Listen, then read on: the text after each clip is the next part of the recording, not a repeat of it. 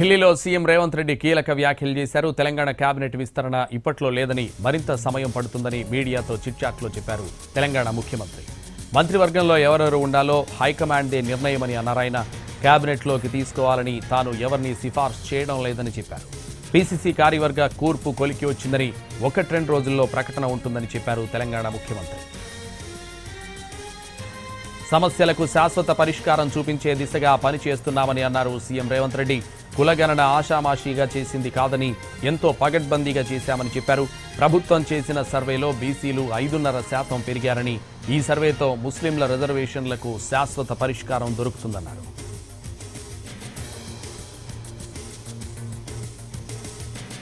ఇక ప్రతిపక్ష నేతల కేసుల విషయంలో చట్ట ప్రకారం ముందుకు వెళతామన్నారు సీఎం రేవంత్ రెడ్డి. అర్జెంటుగా అరెస్టు చేయించి జైల్లో వేయించాలనే ఆలోచన తనకు లేదన్నారు. ఇదే విషయానికి సంబంధించి మరింత సమాచారం మా ప్రతినిధి ప్రసాద్ ఫోన్ లైన్ లో అందిస్తారు. ప్రసాద్, రేవంత్ రెడ్డి కేసీ వేణుగోపాల్తో భేటీ అవ్వడానికి ముందుగా మీడియాతో పార్లమెంటు భవనంలో కలిసి చిట్చాట్ చేశారు. ఈ సందర్భంగా కొన్ని కీలకమైనటువంటి వ్యాఖ్యలు కూడా చేయడం జరిగింది. ప్రధానంగా మంత్రివర్గ విస్తరణపై గతంలో మంత్రివర్గ విస్తరణ జరగాలంటే అందరూ రావాలి కదా అని అన్నారు కదా, దానికి ఇప్పుడు అందరూ వచ్చారు కదా, మంత్రివర్గ విస్తరణ ఉందా అని అడిగినప్పుడు దానికి సంబంధించి స్పష్టంగా సమాధానం చెప్పలేదు. ఆయన మాటలను బట్టి కొంత సమయం పట్టే అవకాశం ఉందని తెలుస్తుంది. అయితే కేసీ వేణుగోపాల్తో జరిగినటువంటి భేటీలో మాత్రం మంత్రివర్గ విస్తరణపై తమకున్నటువంటి అభిప్రాయాలను విడివిడిగా ఇటు ముఖ్యమంత్రిని, ఉప ముఖ్యమంత్రిని, ఉత్తమ్ కుమార్ రెడ్డిని, దాంతో పాటు తెలంగాణ పీసీసీ అధ్యక్షుడు మహేష్ కుమార్ గౌడ్ కూడా విడివిడిగా ఆయన అభిప్రాయాలను కూడా తెలుసుకోవడం జరిగింది, వారందరి అభిప్రాయాలను. కాబట్టి ఏ క్షణంలో కూడా జరగచ్చు, కానీ ప్రస్తుతానికి మాత్రం అది ఉండకపోవచ్చు అన్న అభిప్రాయం మాత్రం అందరి నుంచి వస్తున్న సమాచారం బట్టి తెలుస్తుంది. కాబట్టి ప్రస్తుతానికి మంత్రివర్గ విస్తరణ కొంత మేరకు జాప్యం జరిగే అవకాశం ఉంది. ఇకపోతే కులగణనకు సంబంధించి చాలా పగడబందీగా, చాలా ఎక్కడ ఎలాంటి పొరపాటు లేకుండా కేవలం ప్రతిరోజు కూడా ఎన్యూమరేటర్ ఎవరైతే ఈ లెక్కలు తీసుకుంటారో వారు ఒక 10 కుటుంబాలకు మాత్రమే వెళ్లి చేసే విధంగా చాలా విసులుబాటుతో ఈ పనిని దాదాపు 50 రోజుల పాటు సుదీర్ఘంగా కొనసాగించాము. ఎక్కడ ఎలాంటి ఇబ్బందులు లేకుండా, ఎలాంటి సమస్యలు రాకుండా, ఇతరత్ర ఎలాంటి తేడాలు రాకుండా కూడా దాన్ని పగడబందీగా దాన్ని నిక్షిప్తం చేశామన్న అంశాన్ని కూడా చెప్పడం జరిగింది. ఇకపై తెలంగాణలో దాదాపు 3,85,00,000 మంది సభ్యుల యొక్క వివరాలను తమ వద్ద ఉంచుకున్నామన్న అంశాన్ని కూడా చెప్పడం జరిగింది. ఈ కులగణన వల్ల బీసీల యొక్క జనాభా శాతం 5.5% పెరిగింది. కాబట్టి దీంతో శాశ్వతంగా ముస్లిం రిజర్వేషన్ సంబంధించిన అంశం కూడా శాశ్వత పరిష్కారం లభిస్తున్న అభిప్రాయాన్ని కూడా ధీమాను కూడా వ్యక్తం చేయడం జరిగింది. ఇకపోతే తాను చేస్తున్నటువంటి పనులు కానీ, వ్యాఖ్యలు కానీ గతంలో ఎప్పుడు చెప్తున్న అంశాలను దృష్టిలో పెట్టుకుని తాను అమలు చేసే ప్రయత్నం చేస్తున్నాను. సాధ్యమైనంత వరకు చెప్పిన మాటలను అమలు చేయాల్సిన బాధ్యత ఉంది. కాబట్టి ఒక నాయకుడి మీద నేను గతంలో ఎప్పుడు చెప్తూ వచ్చానో వాటన్నిటిని కూడా చాలా స్థిరంగా, శాశ్వతంగా పరిష్కారం చేసే దిశగా అడుగులు వేస్తున్న అంశాన్ని కూడా ముఖ్యమంత్రి చెప్పడం జరిగింది.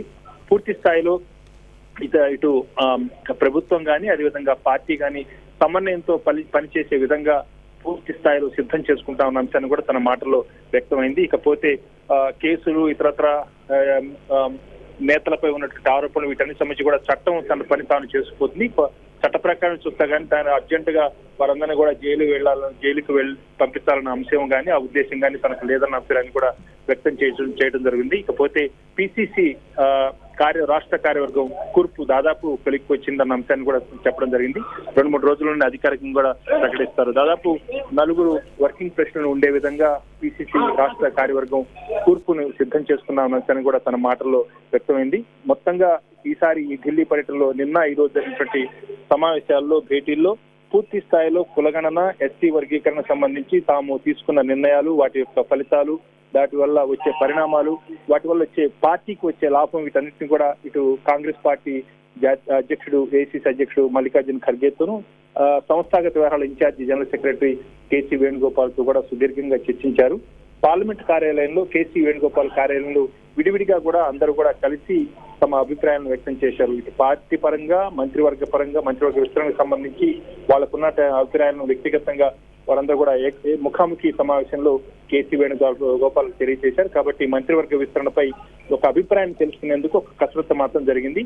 కొంత మేరకు విస్తరణ జరిగే అంశం మాత్రం కొంత మేరకు జాప్యం అయ్యేందుకు మాత్రం కొంత సమయం పట్టే అవకాశం ఉన్నట్టుగా తెలుస్తుంది. ఇకపోతే సూర్యాపేటలో ఈ నెల 2వ వారంలో కులగణనకు సంబంధించి భారీ బహిరంగ సభను కూడా ఏర్పాటు చేస్తున్నట్టుగా కూడా చెప్పారు. దానికి సంబంధించి అన్ని ఏర్పాట్లు కూడా చేస్తున్నాము.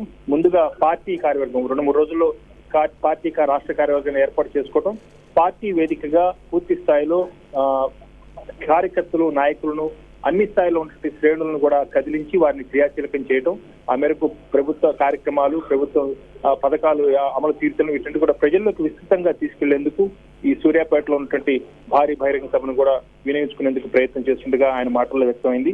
సూర్యాపేటలో ఈ నెల 2వ వారంలో కులగణకు సంబంధించి భారీ బహిరంగ సభ ఏర్పాటు చేస్తున్నారు. దానికి ఆ సభకు రాహుల్ గాంధీ, లోక్సభలో ప్రతిపక్ష నాయకుడు కాంగ్రెస్ పార్టీ అగ్రనేత రాహుల్ గాంధీ ఆ భారీ బహిరంగ సభకు హాజరు కానున్నారు. కాకపోతే ఏప్రిల్లో ఎస్సీ వర్గీకరణకు సంబంధించి అమలు చేయాలని చెప్పి ప్రభుత్వం నిర్ణయం తీసుకుంది కాబట్టి ఈ అంశానికి సంబంధించి ఏఐసీసీ అధ్యక్షుడు మల్లికార్జున ఖర్గే స్వయంగా ఈ సభకు హాజరు కావాలని చెప్పి ఆహ్వానించారు. ఆ మేరకు ఆయన అంగీకరించారు.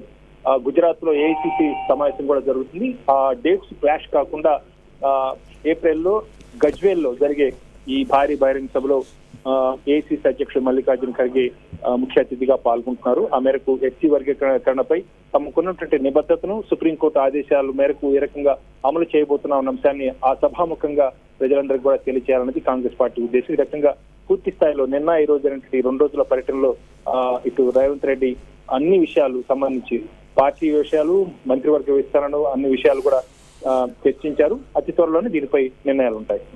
Right, thank you Prasad.